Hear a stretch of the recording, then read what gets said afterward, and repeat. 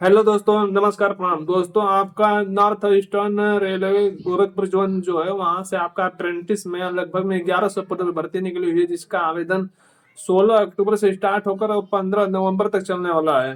साथियों, इसमें आपको जो क्वालिफिकेशन है 10th पास के साथ साथ आपके पास आईटीआई पास होना भी कंपलसरी है। आप अगर आईटीआई आपके पास है तो आप इस फॉर्म को आवेदन कर सकते हैं। जो इसकी फीस है मात्र 100 रुपया फीस है। तो अगर वीडियो अच्छा लगा हो तो अपने दोस्तों को भी शेयर कीजिएगा। चैनल को सब्सक्राइब कर लीजिए। जय हिंद।